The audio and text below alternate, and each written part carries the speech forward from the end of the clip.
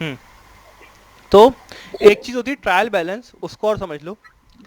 हम लोगों ने जब अकाउंटिंग का इंट्रोडक्शन किया था तो हमने ये वाली बात करी थी कि accounting is the art of, सबसे पहले हमारा जो होता है वो होता है हमारा रिकॉर्डिंग, हाँ क्लासिफाइंग, और क्लासिफाइंग के बाद एक और स्टेप आता था जिसको हम लोग कहते थे रिकॉर्डिंग, क्लासिफाइंग और समराइजिंग। तो जो समराइजिंग वाला पार्ट होता है, वो समराइजिंग वाले पार्ट के अंदर हम लोग बनाते हैं एक अकाउंट, एक मतलब टेबल जिसको हम लोग कहते हैं ट्रायल ट्रायल बैलेंस। बैलेंस। ठीक है। और ट्रायल बैलेंस का क्या है कि ट्रायल बैलेंस के अंदर क्या होता है, हम लोगों ने भी लिखा था balance carried down, balance brought down वाली चीज। तो जो बैलेंस कैरेट डाउन मतलब हर एक अकाउंट का अलग अलग जो बैलेंस होता है, वो ट्रायल बैलेंस के अंदर लिखा जाता है। ठीक है, बात समझ में आ गई। हर एक अकाउंट को जैसे हम क्लोज करते हैं हर एक अकाउंट, तो हर एक अकाउंट का एक बैलेंस कैरेट डाउन निकल कर आता है। तो वो बैलेंस कैरेट डाउन जो है ट्रायल बैलेंस के अंदर लिखा जाता है। और अगर हमारा डबल एंट्री सिस्टम सही है, मतलब हमने हर एक एंट्री प्रॉपरली करी है, अकॉर्डिंग टू रूल्स करी है, तो हमारा ट्रायल बैलेंस के अंदर भी जो है डेबिट और क्रेडिट साइड्स होती हैं। तो जो डेबिट साइड और क्रेडिट साइड होती हैं ट्रायल बैलेंस के अंदर, उनका बैलेंस हमेशा मैच करता है अकाउंटिंग इक्वेशन की तरह ही। राइट। अगर जितने भी बैलेंसेस आ रहे हैं उनका टोटल मान लो यहाँ पे 1 लाख आ रहा है, तो इस साइड भी हमारा कितना आएगा, 1 लाख। 1 लाख ही आएगा। और ये हमारा जो है ट्रायल बैलेंस के अंदर आता है। और ट्रायल बैलेंस अगर मैच होता है तो वो भी सिर्फ और सिर्फ डबल एंट्री की वजह से ही मैच होता है, क्योंकि डबल एंट्री के अकॉर्डिंग ही डेबिट और क्रेडिट बराबर होता है, और अकाउंटिंग क्वेश्चन भी डबल एंट्री के अकॉर्डिंग ही चलती है। ठीक है, बात सर समझ में आ गई थोड़ा सा होगी। आप अपना कैमरा राइट को कर दीजिए। कैमरा पूरा थोड़ा राइट को कर दीजिए। राइट को? हाँ। आपका राइट कौन सा है इधर? नहीं, लेफ्ट लेफ्ट, आपकी तरफ से लेफ्ट। ये? हाँ। ठीक है, अब समझ में आ गया वैसे? हाँ कोई डाउट इतने में तो पूछ सकते हो। सर, वो टेबल एक बार फिर से बता दीजिए। कौन सी टेबल? नहीं, वो जो आपने डेटा वाली बनाई ना, 1 लाख वो। अच्छा, ये मैंने जो है टेबल नहीं बनाई है, ये मैंने बनाया है ट्रायल बैलेंस। ट्रायल बैलेंस का हाँ फॉर्मेट ऐसा होता है, पर्टिकुलर्स, हाँ अमाउंट मतलब डेबिट की अमाउंट और क्रेडिट की अमाउंट। हाँ ठीक है। तो हमारे जितने भी डेबिट के बैलेंसेस होते हैं वो इधर की साइड आते हैं, और जितने भी क्रेडिट के बैलेंसेस होते हैं वो इस साइड आते हैं। ठीक है, डेबिट किधर आ गए, क्रेडिट किधर आ गए। और अगर हमारे जो सबके सब अकाउंटिंग ट्रीटमेंट सही है, अकॉर्डिंग टू रूल्स हैं, तो हमारा ट्रायल बैलेंस का टोटल हमेशा बराबर आता है अकाउंटिंग इक्वेशन की तरह ही। ठीक है, हम्म। कोई डाउट? नहीं। ठीक है, तो हम लोगों ने इतना तो पढ़ ही लिया था। अब स्टेज और parts of double entry system जो हम पहले भी पढ़ चुके हैं, बट एक बार शॉर्ट में देख ले रहे। सबसे पहले हम लोग ओरिजिनल रिकॉर्ड्स बनाते हैं, मतलब जिसके अंदर हम लोग क्या करते हैं, जर्नल एंट्री करते हैं। फिर हम लोग करते हैं क्लासिफाइंग, जिसके अंदर हम लोग क्या बनाते हैं, लेजर अकाउंट्स बनाते हैं। हम्म। लेजर अकाउंट्स बनाते हैं। और बाद में करते हैं समराइजिंग। समराइजिंग के अंदर हम लोग क्या बनाते हैं, ट्रायल बैलेंस। और ट्रायल बैलेंस के बाद एक और स्टेप आता है, कई बार उसको समराइजिंग का हिस्सा ही मान लिया जाता है, बट आई प्रिफर कि उसको अलग से बनाया जाए, और वो कहलाता है रिपोर्टिंग। वो क्या कहलाता है, रिपोर्टिंग। रिपोर्टिंग। और रिपोर्टिंग के अंदर क्या होता है, रिपोर्टिंग के अंदर सबसे पहले एक अकाउंट बनता है जिसको हम लोग कहते हैं ट्रेडिंग अकाउंट। फिर ट्रेडिंग अकाउंट से मिलता हुआ ही एक और अकाउंट बनता है जिसको हम लोग कहते हैं पी एंड एल अकाउंट। फिर पी एंड एल अकाउंट के बाद एक चीज बनती है जिसको हम लोग कहते हैं बैलेंस शीट। ठीक है। और बैलेंस शीट जब बन जाती है, तो बैलेंस शीट बनाने के बाद हम ये मानते हैं कि ठीक है, हमारा अकाउंटिंग प्रोसेस पूरा हो गया। ठीक है, हम्म। बात समझ में आ गई? हाँ। कोई डाउट? नहीं। ठीक है, अब एडवांटेज ऑफ डबल एंट्री बता रखे हैं, वो देख ले रहे थोड़े से। तो यही है कि डबल एंट्री अपने आप में एक साइंटिफिक सिस्टम है। अच्छा ये बताओ, साइंस क्या होता है, व्हाट इज साइंस? कहते हैं डबल एंट्री साइंटिफिक सिस्टम है, कहते हैं अकाउंटेंसी साइंटिफिक है, but what is science? Science को अगर मैं डिफाइन करने को कहूँ तो साइंस क्या होती है? जिसमें हम एक्सपेरिमेंट्स। एक्सपेरिमेंट कर सकें ना? उसे आर्ट कहते हैं। सर ये क्वेश्चन भी तो आता है, अकाउंटिंग इज एन साइंस और एन आर्ट। हाँ तो दोनों है। दोनों हाँ होता है। तो पहले बताओ साइंटिफिक सिस्टम है तो साइंस क्या होती है, पहले जरा मेरे को ये बताओ, what is the meaning of the term science.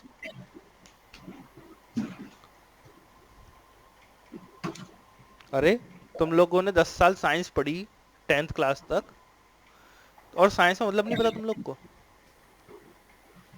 जिसमें हम प्रैक्टिकल एक्टिविटी करते हैं। ना, तो जिसमें हम नई नई चीजों की खोज कर रहे हैं प्रैक्टिकल मतलब। एक्टिविटी आप गेम्स में भी करते हो, गेम्स में तो आपको प्रैक्टिकल खिलवाया जाता है।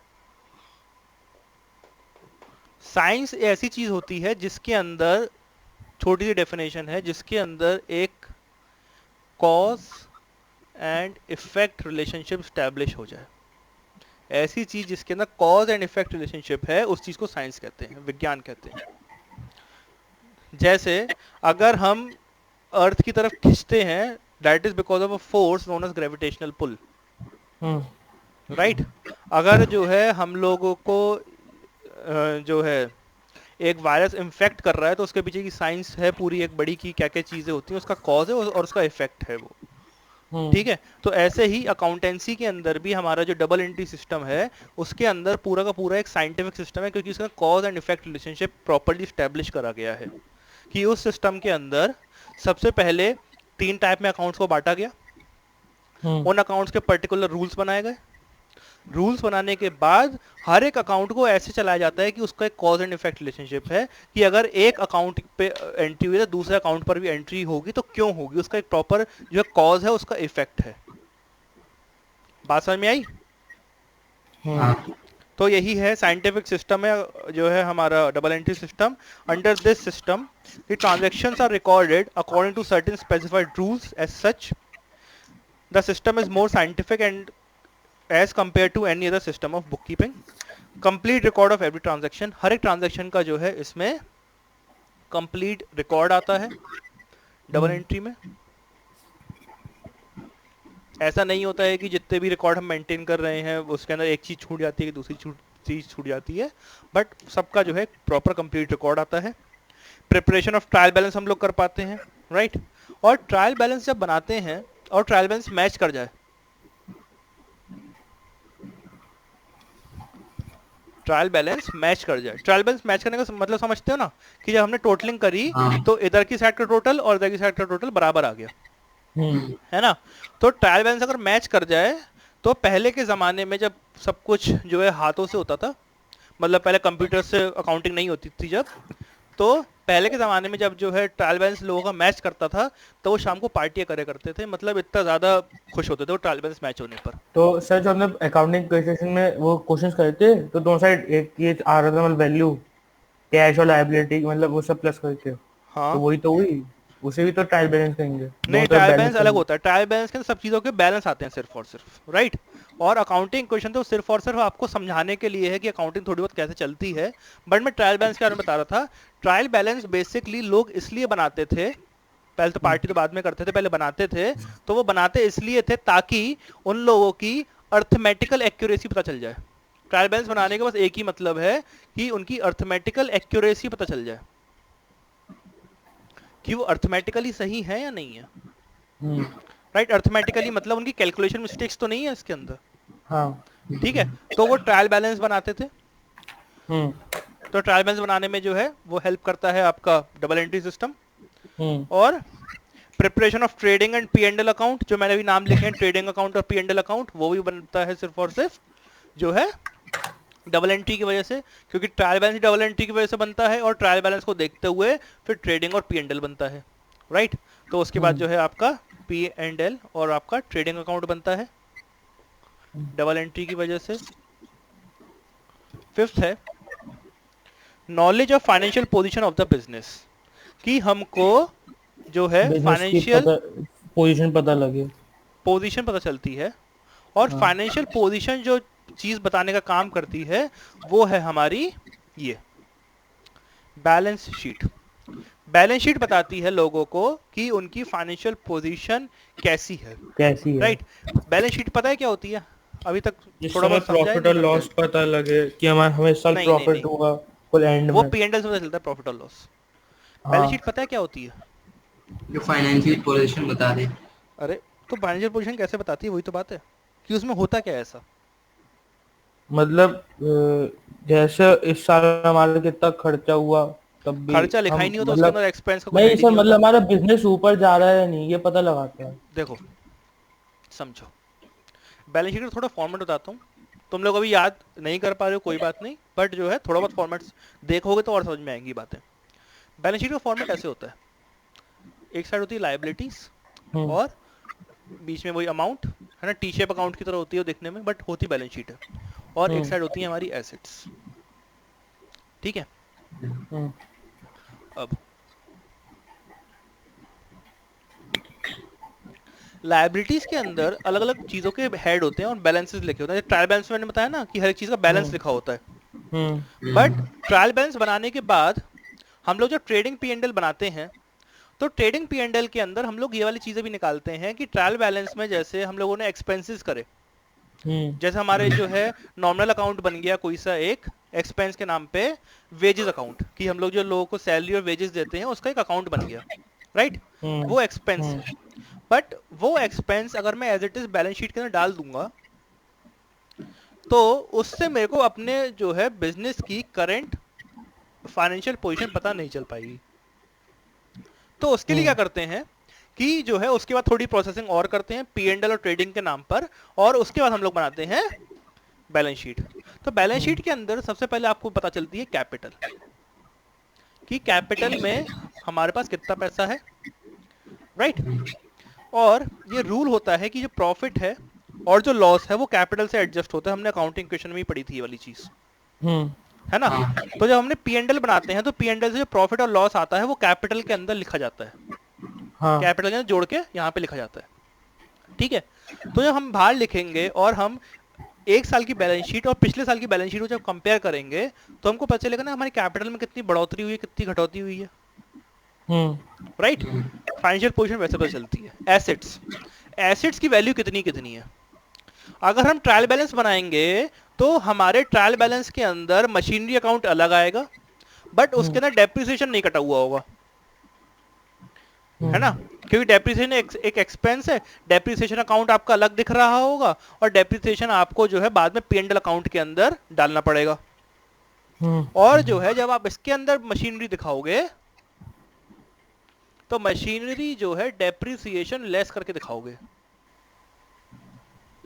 तो आपको पता चल जाएगा कि आपकी मशीन की एग्जैक्ट वैल्यू क्या है। हम्म तो आपको फाइनेंशियल पोजीशन बैलेंस शीट ही बताती है, ट्रायल बैलेंस नहीं बताता है, ठीक है। और मैंने पहले ही बताया कि ट्रायल बैलेंस सिर्फ और सिर्फ अर्थमेटिकल एक्यूरेसी चेक करने के लिए बनाया जाता है बेसिकली, कि हमारी कैलकुलेशंस तो सही हैं, गलत तो नहीं है, हम्म ठीक है। बात समझ में आ गई। तो हाँ। यही है प्रिपरेशन ऑफ ट्रायल बैलेंस के बाद जो है, देखो इसमें लिखा हुआ भी है प्रिपरेशन ऑफ ट्रायल बैलेंस में, जब पूरा पैराग्राफ पढ़ते हो last line, as such a trial balance can be prepared to check the arithmetical accuracy of the account, कि सिर्फ और सिर्फ अर्थमेटिकल एक्यूरेसी चेक करने को देखा जाता है हमारा ट्रायल बैलेंस, ठीक है। और फाइनेंशियल पोजीशन कौन बताता है, हमारा बैलेंस शीट। और नॉलेज ऑफ वेरियस इंफॉर्मेशन की डबल एंट्री की वजह से हमको वेरियस इंफॉर्मेशन भी पता चलती है, कि हमारी सेल्स कितनी हुई है, क्लोजिंग स्टॉक कितना है, हमारा परचेज कितनी हुई है, जितनी भी जानकारी है बिजनेस की वो हमको बुक्स ऑफ अकाउंट से पता चलती रहती है, तो डबल एंट्री उसमें जो है हेल्प करता है। Lesser possibility of fraud, lesser possibility of fraud इसलिए कहा जाता है क्योंकि डबल एंट्री के अंदर हमारा जो है एक अकाउंट कम से कम दो, मतलब एक ट्रांजैक्शन कम से कम दो अकाउंट को अफेक्ट करेगा ही करेगा, और अगर एक अकाउंट के अंदर एंट्री है दूसरे के अंदर एंट्री नहीं है, तो जो है फ्रॉड पकड़ना आसानी हो जाती है, ठीक है ना। लीगल अप्रूवल की जो हमारे अकाउंटिंग स्टैंडर्ड्स हैं वो भी जो है डबल एंट्री सिस्टम को ही मानते हैं कि हाँ वो वाला सिस्टम सही है, इसी को फॉलो करना चाहिए। और कंपैरेटिव स्टडी जो है पिछले से इस साल को कंपेयर करना इजी हो जाता है। Helps management in decision making और suitable for all type of businessman. ये आप पढ़ लीजिएगा एक बार, कोई डाउट हो पूछ लीजिएगा, कोई डिस्कस करने वाली बात नहीं है इसमें, इसलिए मैंने करा नहीं, एक बार देख लो, कोई डाउट हो पूछ लो।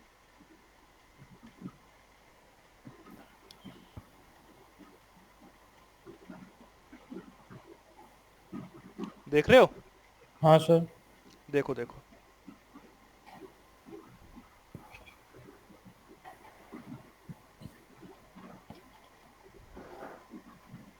सर फॉर्जरी मतलब? फोर्जरी मतलब जो है फ्रॉड ही होता है। अच्छा, हाँ पढ़ लिया। देख लो एक बार आराम से, मानस तुम भी देख लो आराम से। यस।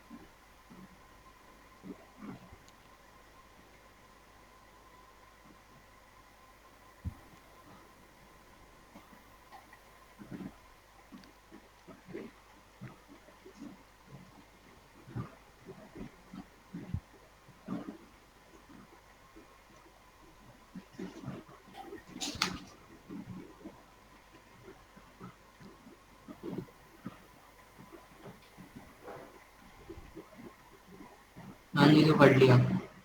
ठीक है, डिसएडवांटेजेस पे आ जाते हैं। A number of books are kept under the system. As such, the system is quite expensive. कि हर एक पर्सन के लिए ये सिस्टम मेंटेन कर पाना पॉसिबल नहीं है डबल एंट्री का। ठीक है, क्योंकि इसके लिए सबसे पहली बात तो एक्सपर्टीज चाहिए। अगर कोई बिजनेसमैन स्मॉल बिजनेस एंटरप्राइज बनाता है, चलाता है, तो स्मॉल बिजनेस एंटरप्राइजेस के लिए उसको इतनी सारी बुक्स रखनी पड़ेगी। तो वो कहेगा कि मेरा खर्चा ही सबसे ज़्यादा जो है बुक्स रखने में चले जाएगा, तो मैं कमाऊंगा कैसे, क्योंकि मेरा बिजनेस वैसे ही बहुत छोटा है। राइट। तो वो क्या है कि नंबर ऑफ बिजनेसमैन जो है नहीं मेंटेन कर पाते हैं, और ज़्यादातर आपको पता है हमारे देश के जो बिजनेसमैन हैं वो स्मॉल एंड मीडियम स्केल के ही हैं। राइट। तो इस वजह से वो लोग जो है इसको मेंटेन नहीं कर पाते हैं।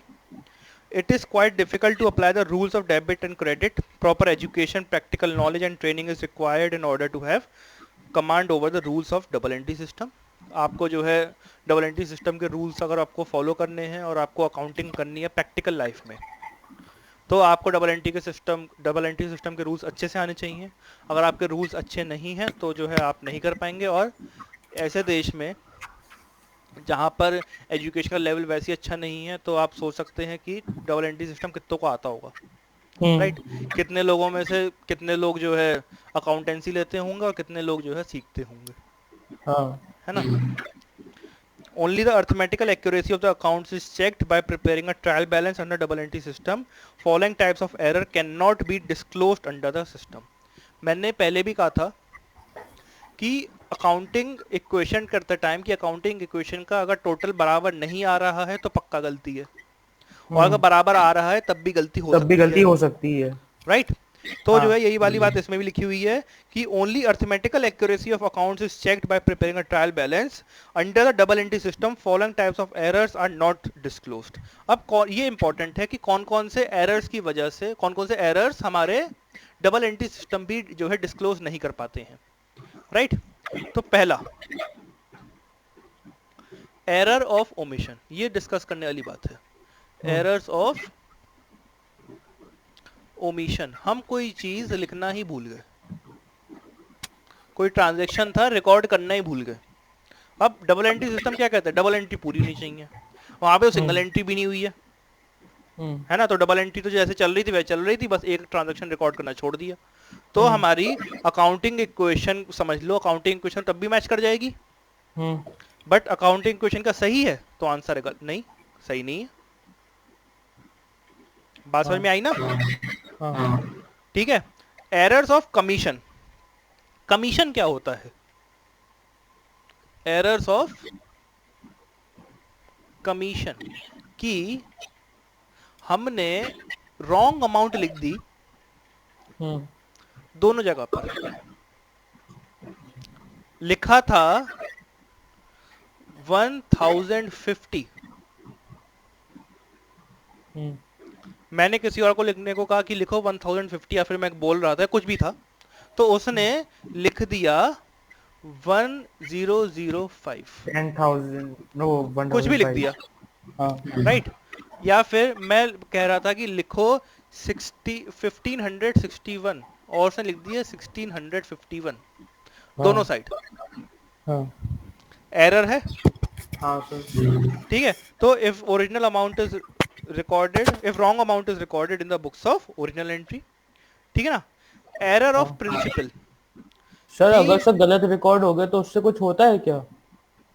देखो गलत रिकॉर्ड हो जाए तो हमारी बुक्स ऑफ अकाउंट्स तो गलत बने हुए हैं ना, हाँ तो बस क्यों नहीं होता है।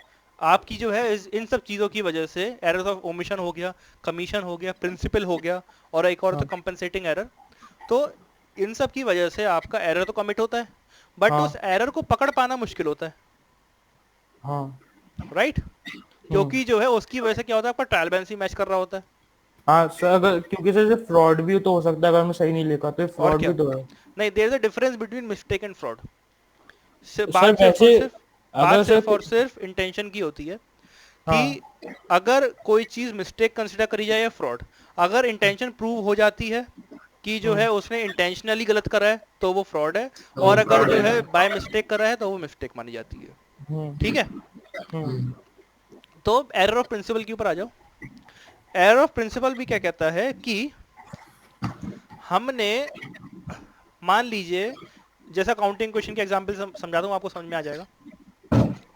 हमारा था गुड्स परचेज्ड ऑन क्रेडिट, ठीक है, goods purchased on, sorry, goods sold credit. On credit, sold on credit, ठीक है। अब हम्म हम अभी नए नए सीख रहे हैं, हमने क्या करा, गुड्स सोल्ड पढ़ा, क्रेडिट पढ़ा ही नहीं, तो हमने कैश के अंदर भी जोड़ दिया, या फिर क्रेडिट पढ़ा बट हमको लगता था कि कैश के अंदर जोड़ा जाएगा, और जो है उसके अंदर से माइनस कर दिया स्टॉक में से, हम्म और जो अमाउंट थी वो हमने जोड़ दी किसके अंदर, कैपिटल के अंदर, कैपिटल प्रॉफिट के की, अंदर। हाँ ठीक है। अब एक बात बताओ, इसकी वजह से अकाउंटिंग इक्वेशन मैच हो जाएगी नहीं हो जाएगी? नहीं होगी। अरे, हो जाएगी। अकाउंटिंग इक्वेशन मैच हो जाएगी बेटा। हाँ सर, मतलब गलत तो है। नहीं, अभी मैंने ये पूछा कि अकाउंटिंग इक्वेशन मैच हो जाएगी नहीं हो जाएगी, हो जाएगी। हाँ हो जाएगी। बट हाँ ये एरर जो है, एरर ऑफ प्रिंसिपल है, क्योंकि हाँ आपको यहाँ पर डेटर नाम का एक हेड खोलना चाहिए था, हाँ इसमें लिखना चाहिए। वो नहीं खोला आपने, यह आपका हाँ प्रिंसिपल की गलती है, हाँ right. So it is error of principle. Error of principle यही होता है कि किसी अकाउंट में डेबिट करना था, किसी और अकाउंट में डेबिट कर दिया।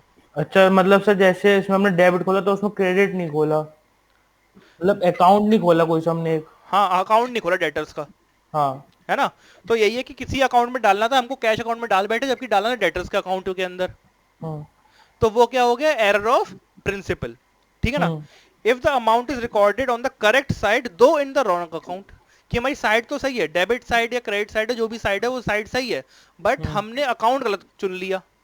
हम्म तो for example, if purchase of machinery is debited to purchase account instead of machinery account, ठीक है। Next is compensating error. ये सबसे बुरे वाले एरर होते हैं, ये पकड़ने में आदमी की हालत खराब हो जाती है।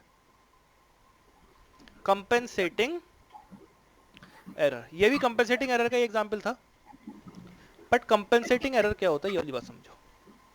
हम्म हमने करी दो गलतियां, हम्म और पहली गलती ने दूसरी गलती को कैंसिल आउट कर दिया। हो गई। हाँ बात समझ में आई? हाँ हमने दो गलतियां करी और पहली गलती ने दूसरी तीन गलती का दो इफेक्ट नलिफाई कर दिया, कैंसिल आउट कर दिया। हम्म तो वो क्या कहलाता है, कंपनसेटिंग एरर, कंपनसेट कर देता है वो, राइट। एग्जाम्पल, हमने गुड्स परचेज करे, ठीक है ना, अकाउंटिंग इक्वेशन का एग्जांपल है, गुड्स परचेज करे परचेज करे। ऑन कैश, ठीक है, गुड्स परचेज करे ऑन कैश, कैश। तो हमने स्टॉक के अंदर जो है माइनस कर दिया, हाँ प्लस करना चाहिए था, माइनस कर दिया, हाँ हाँ और हमने कोई सा क्रेडिटर था, क्रेडिटर के अंदर से भी कर दिया माइनस। अब बताओ माइनस। अकाउंटिंग इक्वेशन मैच हो जाएगी नहीं हो जाएगी? ओ दोनों गलतियां हैं, हाँ बट एक गलती ने दूसरे,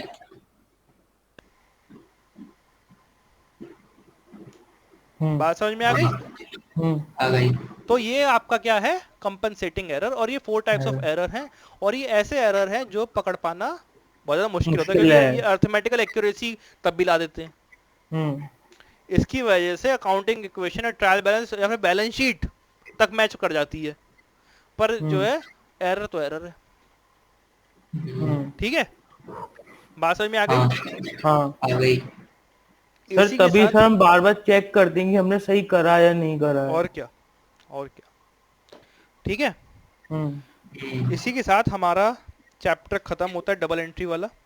हम्म नेक्स्ट में हम लोग करेंगे ओरिजिन ऑफ ट्रांजेक्शन। ये छोटा सा चैप्टर है, वाउचर वगैरह वाली चीजें हैं, ठीक है ना। फिर उसके बाद जो है आपका मेन चैप्टर स्टार्ट होगा जर्नल।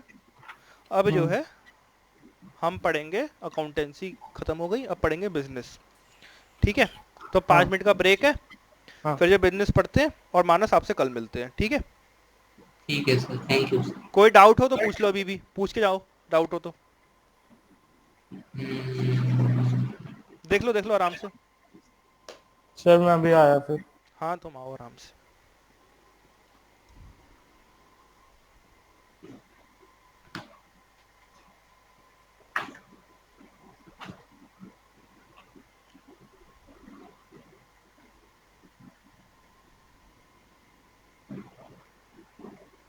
नहीं सर, कल ही पूछ लूंगा। ठीक है, और वैसे पढ़ाई को समझ में आ रहा है ना बेटा? हाँ सर, पक्का? हाँ सर।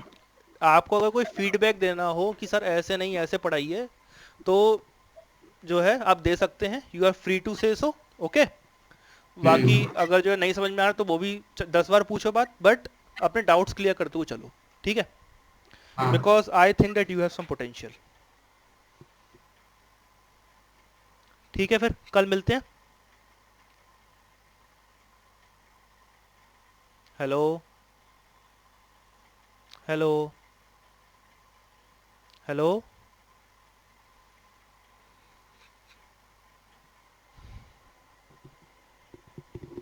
हेलो, छोड़ गए।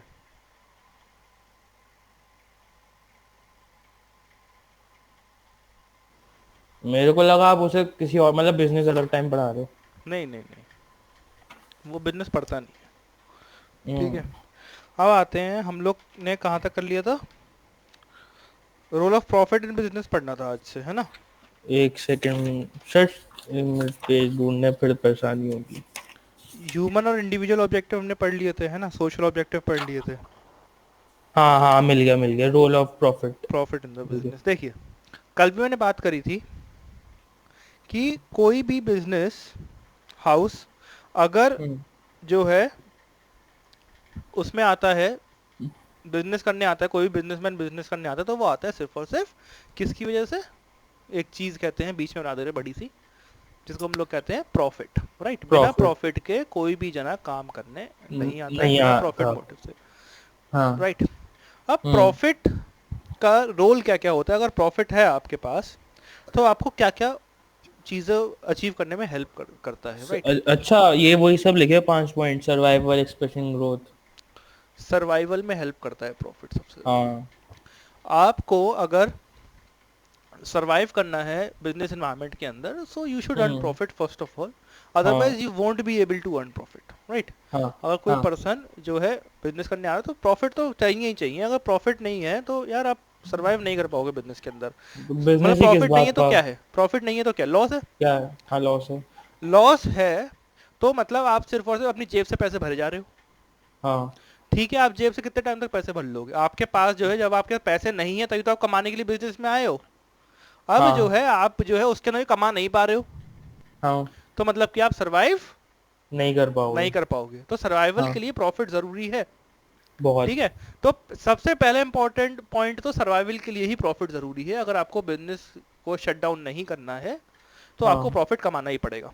हाँ। नेक्स्ट इज, आप प्रॉफिट एक्सपेंशन एंड कमाते हो growth. For growth expansion and growth. And growth. हम प्रॉफिट कमाते हैं एक्सपेंशन के लिए, हम्म अपने बिजनेस को बड़ा करने के लिए और बिजनेस की ग्रोथ करने के लिए प्रॉफिट कमाते हैं। हाँ हाँ। आपको एक एग्जांपल देता हूँ। अभी मैं बैठे हुए, जब 2-3 मिनट का ब्रेक था, तब जरा ऐसी न्यूज़ व्यूज़ देख रहा था। हम्म तो आपने कंपनी का नाम तो सुना ही होगा, जोमेटो। हाँ। जोमेटो जो है अपना आईपीओ लेकर आ रही है, अभी अभी न्यूज़ पढ़ी मैंने। आईपी आईपीयू कैसे? आईपीओ बताता हूँ मैं। आईपीओ का मतलब होता है इनिशियल पब्लिक ऑफर। आप बिजनेस के अंदर पढ़ोगे ये आखिरी में, ठीक है। आखिरी के चैप्टर में पढ़ोगे आईपीओ क्या होता है। मैं बता रहा इनिशियल पब्लिक इनिशियल एक ऑफर। बार फिर से बताइएगा। इनिशियल अच्छा initial public public offer, offer ठीक है। क्या होता है कि जब भी कोई कंपनी हाँ अपने अपनी कंपनी के शेयर्स शेयर मार्केट के अंदर लिफ्ट करवाती है और लोगों को कहती है कि आप हमारे शेयर खरीदिए पहली बार अपनी कंपनी के लाइफ टाइम में पहली बार जब हाँ कहती है, तो उसको कहते हैं इनिशियल पब्लिक ऑफर। मतलब हाँ अभी तक जोमेटो का शेयर जो है ट्रेड नहीं हो रहा है, बट आगे आने वाले टाइम हाँ, में 1-2 महीने के अंदर ये भी जो होगा है आईपीओ लेकर आ रहे हैं, तो वो होगा, शेयर ट्रेड होने स्टार्ट हो जाएगा। ठीक राइट, है। जैसे बड़ी हाँ बड़ी कंपनियों के शेयर्स है तो वो भी होना स्टार्ट हो जाएगा। मैं वाली बात इस वाले पॉइंट के रिस्पेक्ट में क्यों कह रहा हूँ, ये वाली बात और समझो। देखो, जब जोमेटो सर, एक स्टार्ट हुआ मिनट था, रुकिए, मेरा थोड़ा कनेक्शन नहीं आ रहा, मेरा थोड़ा कनेक्शन, एक मिनट रुकिए, मैं भी आया, मतलब दरवाजा खोल के आया, थोड़ा कनेक्शन सही होगा।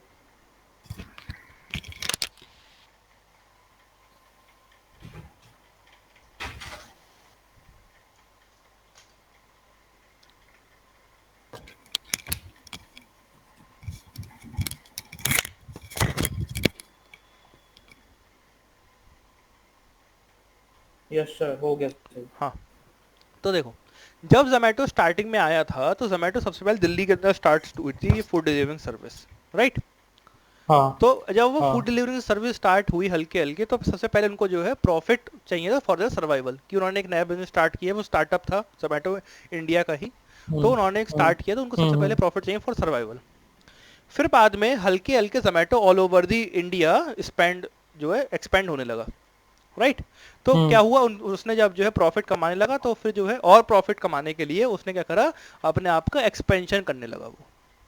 राइट, एक्सपेंशन करने लगा, मतलब एक्सपेंड करने लगा। हाँ, अपना बिजनेस का जो एरिया है वो एक्सपेंड करने लगा। एक्सपेंशन का मतलब यही होता हाँ है। राइट, तो हाँ अगर प्रॉफिट हाई होगा तो फिर आप एक्सपेंड करने की भी सोच सकते हो। हाँ राइट, अब उसका प्रॉफिट इतना ज्यादा हो गया है कि वो आईपीओ लेके आने वाला है। मतलब एक ऐसी कंपनी जो 3-4 साल या फिर जो 5 साल पहले स्टार्ट हुई थी, वो हम्म कंपनी अब, जो पुरानी कंपनी है टाटा, हम्म जिसका शेयर ट्रेड होता है, उनके साथ कंपटीशन कर रही है। तो क्या है, हम्म, एक्सपेंशन एंड ग्रोथ। प्रॉफिट जो है हो रहा हाँ है तभी तो एक्सपेंशन एंड ग्रोथ कर पा रही है, अगर प्रॉफिट नहीं होता हाँ तो नहीं कर पाती। राइट, हाँ next is symbol of efficiency और एन इंडेक्स ऑफ परफॉर्मेंस। कि ये क्या है, एक सिंबल है ऑफ एफिशिएंसी, सी, या फिर और क्या लिखा हुआ है, और इंडेक्स ऑफ परफॉर्मेंस। ये क्या है, इंडेक्स है दैट्स ऑफ परफॉर्मेंस। परफॉर्मेंस का। हम्म राइट, कि ये दिखाता है कि जो है लोग कितने ज्यादा एफिशिएंट है, हमारी कंपनी कितनी ज्यादा एफिशिएंट है। राइट, हमारी कंपनी हाँ कितनी ज्यादा एफिशिएंट कितना है। ज्यादा एफिशिएंट है।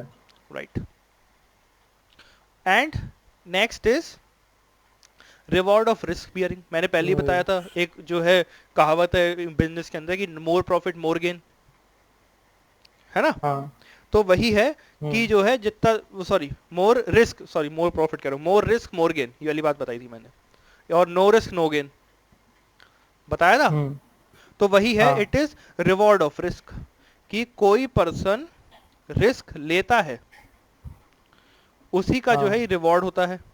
राइट, क्योंकि कोई पर्सन अगर अपनी कैपिटल लगा रहा है, पैसे इन्वेस्ट करके कोई बिजनेस स्टार्टअप कर रहा है, तो उसके अंदर क्या है, वो रिस्क इन्वॉल्व है। राइट, हम्म अपना रिस्क इन्वॉल्व कर रहा है, तो it is a reward of bearing risk.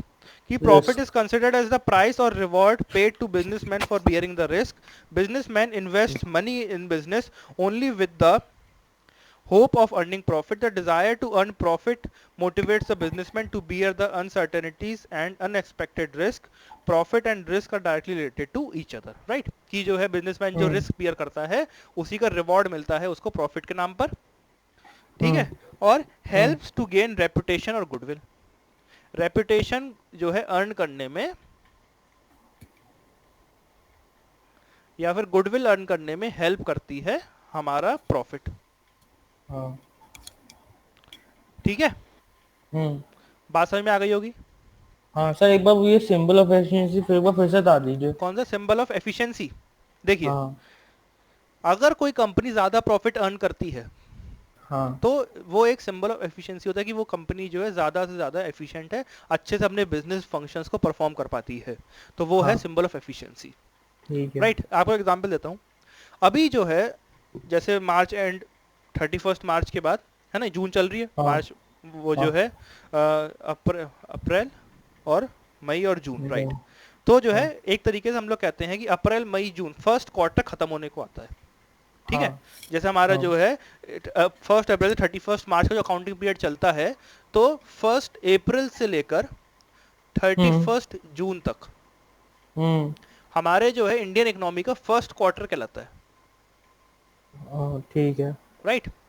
हाँ अब फर्स्ट क्वार्टर जब खत्म होता है तो फर्स्ट क्वार्टर के बाद क्वार्टरली रिजल्ट्स आते हैं, हाँ ठीक। कंपनीज के जो कंपनी, जो कि मैंने बताया था पहले भी, जो पब्लिक कंपनीज होती हैं, हम्म पब्लिक कंपनीज को अपने जो है जो भी उनकी फाइनेंशियल स्टेटमेंट होती है, बुक्स ऑफ अकाउंट्स होते हैं, बैलेंस शीट होती है, वो सब कुछ जो है पब्लिक करनी रखती हैं कि वो हर कोई पर्सन उसको एक्सेस कर सकता है, आप चाहो तो आप, मैं चाहूँ तो मैं, राइट। हाँ कंपनी की हाँ वेबसाइट पर होना जरूरी है, ये कंपनी लॉ कहता है। अब जो है वो क्वार्टरली रिजल्ट्स निकालती हैं कंपनीज, और अगर किसी कंपनी का जो है क्वार्टरली रिजल्ट के अंदर प्रॉफिट कम है या फिर लॉस है, हम्म तो डायरेक्टली उसका इफेक्ट उसके शेयर के प्राइस के ऊपर पड़ता है, क्योंकि उनके शेयर जो है स्टॉक मार्केट के अंदर ट्रेड होते हैं। अगर हाँ जो है प्रॉफिट कम आता है या फिर लॉस आता है, हम्म तो उनके जो है शेयर का प्राइस क्या होता है, डाउन चले जाता है, अगर लॉस हुआ तो। राइट, हाँ है ना। तो वही है कि वो सिंबल ऑफ एफिशिएंसी या फिर इंडेक्स ऑफ परफॉर्मेंस है, कि शेयर का प्राइस भी क्या है, उस कंपनी की वैल्यू हाँ है ना।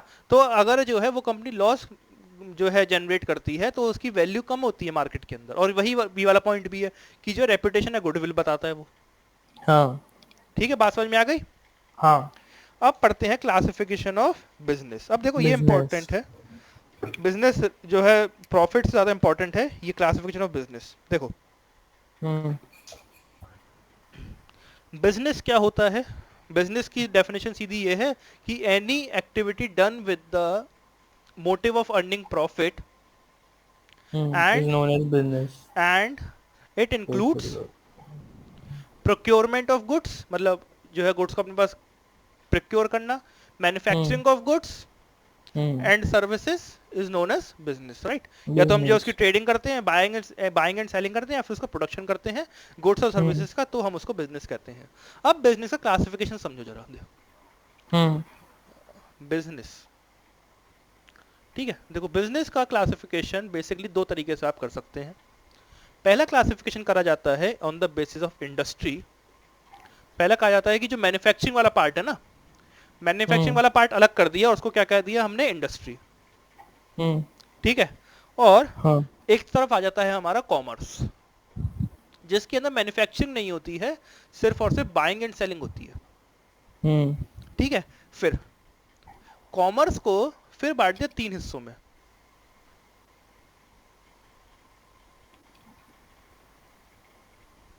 सर 2 हिस्सों में।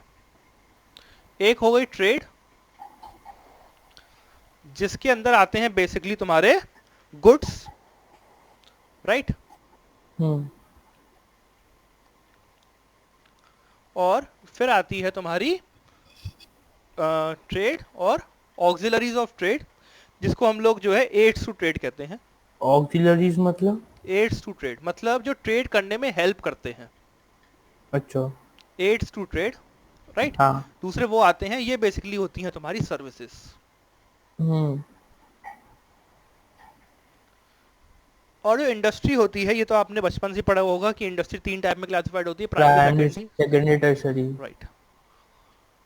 प्राइमरी, ये चार्ट हम्म चाहे तो बनाना चाहो बना लो, वरना देखना चाहो देख लो। प्राइमरी, हाँ। सेकेंडरी और टर्शरी। टेरिटरी है, टर्शरी, हाँ बात एक ही है। टर्शरी, प्राइमरी, सेकेंडरी, टर्शरी, ठीक है। हाँ। तो ये हमारे जो है बेसिक क्लासिफिकेशन है बिजनेस का।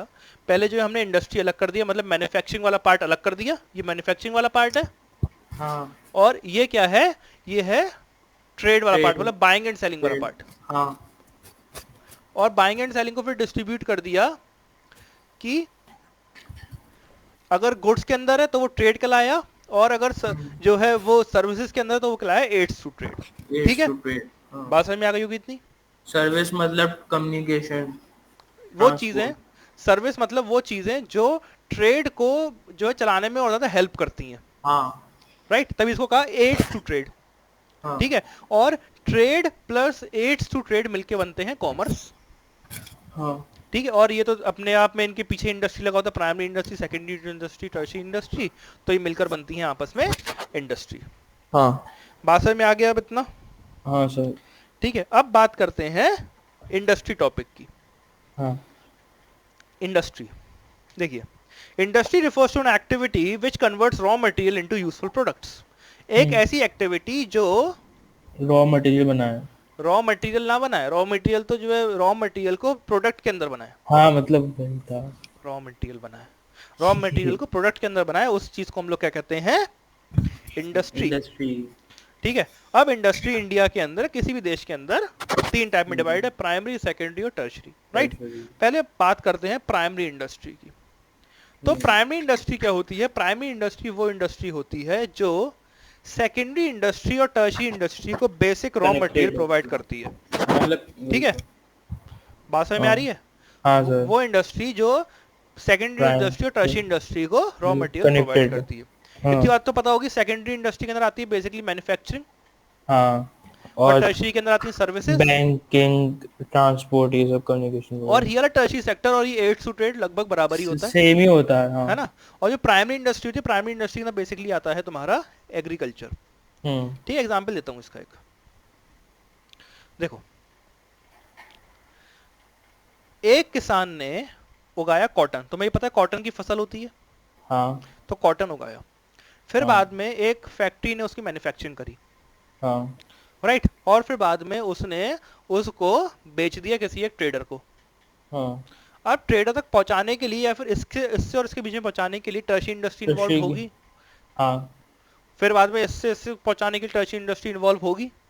हाँ। तो प्राइमरी इंडस्ट्री बेसिकली वो इंडस्ट्री होती है जो सेकंड इंडस्ट्री को रॉ मटेरियल प्रोवाइड करती है, और सेकंडरी इंडस्ट्री वो होती है जो ट्रेडर को जो है गुड्स और सर्विसेज मैन्युफैक्चर करके देती है, और सर्विस इंडस्ट्री ऐसी इंडस्ट्री जो हर जगह बीच में मुंह मारने के लिए रहती है। ठीक है, हाँ बात समझ में आ गई होगी? हाँ सर। अब बात करते हैं प्राइमरी इंडस्ट्री को, थोड़ा और डिटेल में समझते हैं कि प्राइमरी इंडस्ट्री 2 टाइप की इंडस्ट्री में क्लासिफाइड है फर्दर। एक है एक्सट्रैक्शन से रिलेटेड, जिसको हम लोग कहते हैं extractive industry, and other is your genetic industry, जो जेनेटिक्स से रिलेटेड है। एक्सट्रैक्टिव इंडस्ट्री क्या होती है? Extractive industry refers to those industries whose main aim is to extract the minerals from the earth's crust या फिर from other areas, तो वो extractive industry है।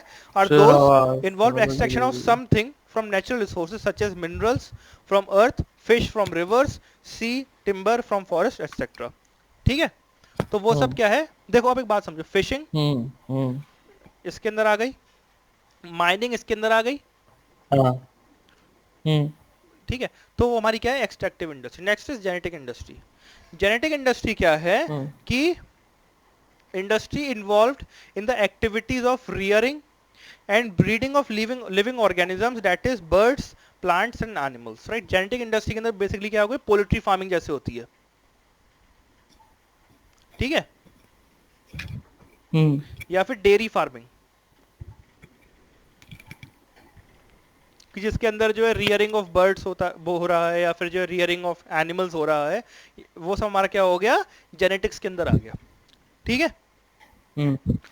और देखो, फिशिंग के साथ सबसे बढ़िया बात है कि फिशिंग अगर आप कर रहे हो किसी समुंदर से, तो वो एक्सट्रैक्टिव है, और वही फिशिंग अगर आप कर रहे हो, आपके पास एक पॉन्ड है जिसको हम लोग कहते हैं पिसिकल्चर, कि आपने फिश पाल रखी हैं एक पॉन्ड के अंदर, और फिर उस फिशेस को बेचकर आप जो है पैसे कमाते हो, तो वो जो जेनेटिक के अंदर आ गई।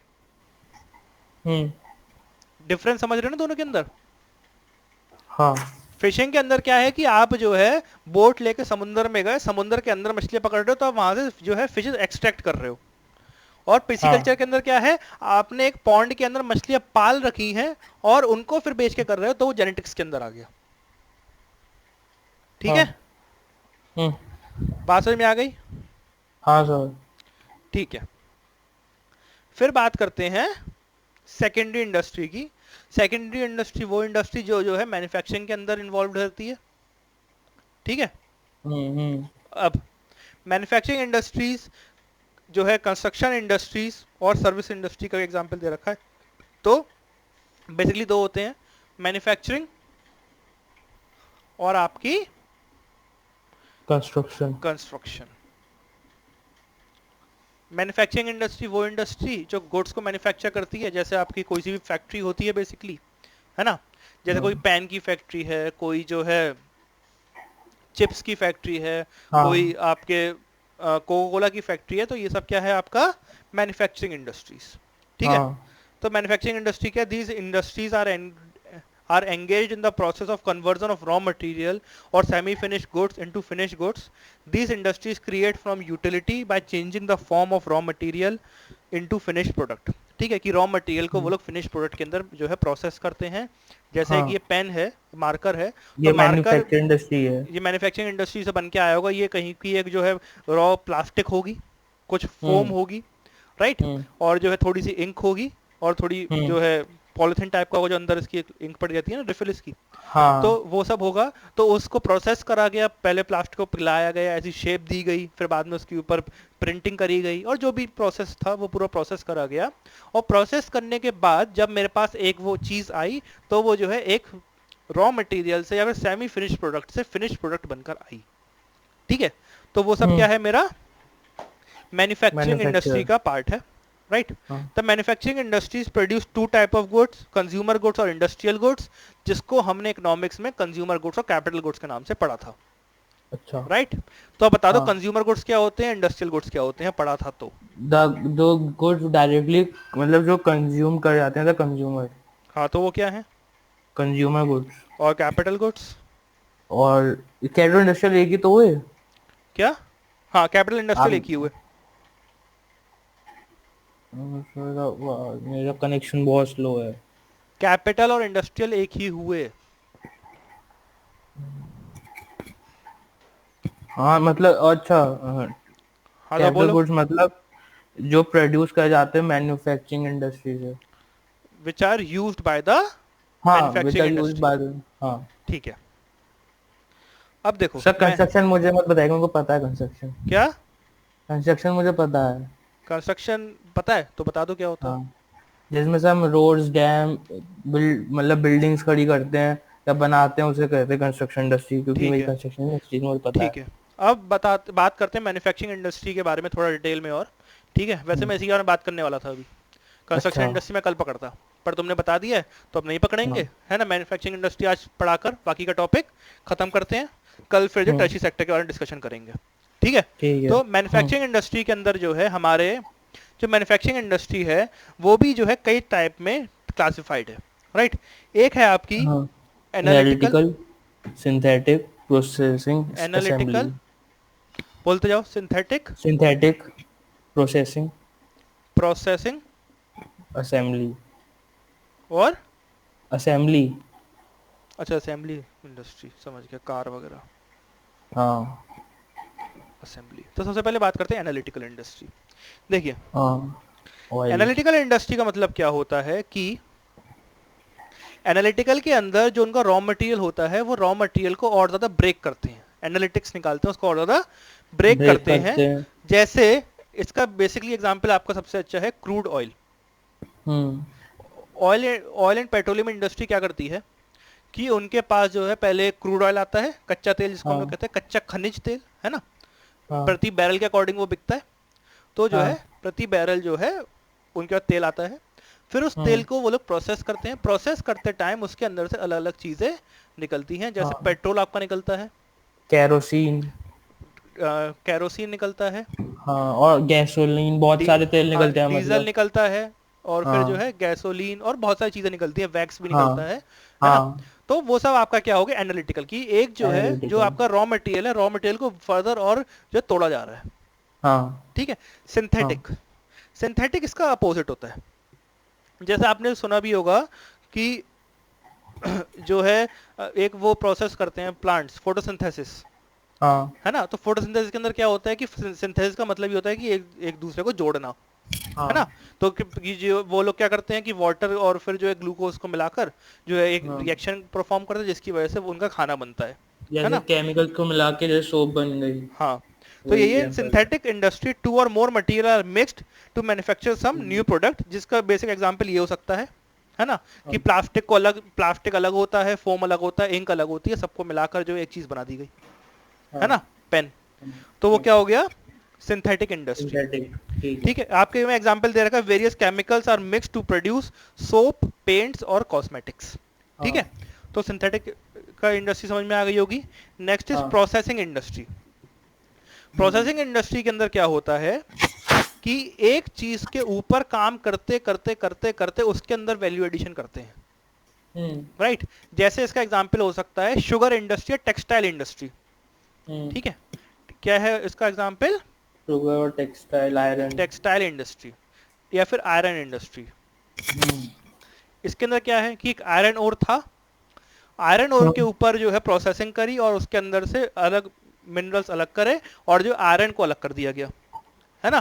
तो वो क्या है? प्रोसेसिंग इंडस्ट्री है। टेक्सटाइल इंडस्ट्री, टेक्सटाइल इंडस्ट्री के अंदर क्या था, उनके पास जो कॉटन के बड़े बड़े वो आए, जो क्या कहते हैं उसको, बेल्स कहते हैं शायद, कॉटन की जो बड़ी बड़ी क्वांटिटी आती है ना, खेप जो आती है, तो वो आई और फिर बाद में उसको प्रोसेस करके जो है उसको पतले पतले धागे बनाए, फिर उसे शर्ट्स बनाई, ट्राउजर्स बनाए, राइट? जितने भी जो है गारमेंट्स थे वो बनाए, फिर बाद में उनको जो है बेच दिया। तो वो क्या है? Processing industry, right? या फिर एक और आपकी बुक में दे रखा है शुगर इंडस्ट्री। हाँ। और आखिरी है आपकी असेंबली इंडस्ट्री। पता है। असेंबली इंडस्ट्री के अंदर क्या है कि industry of various finished products are combined to produce new finished product, for example manufacturing of computers, televisions, automobiles या cars, right? cars के अंदर क्या है कि जो है जैसे कार है, हाँ, तो एक कार है, तो कार के अंदर जो है टायर अलग से मैन्युफैक्चर होते हैं, इंजन अलग से मैन्युफैक्चर होता है, उसका जो बॉडी है वो अलग से मैन्युफैक्चर होती है, चेसिस अलग से मैन्युफैक्चर होता है, फिर बाद में उन सबको जोड़कर एक कार बना दी जाती है, राइट? तो वो क्या है? Assembly industry. या कंप्यूटर के अंदर रैम अलग आती है, मदरबोर्ड अलग आता है, उसकी डिस्प्ले जितनी भी अलग आती है, इलेक्ट्रॉनिक आइटम समझ लीजिए। हाँ, इलेक्ट्रॉनिक आइटम समझ लीजिए।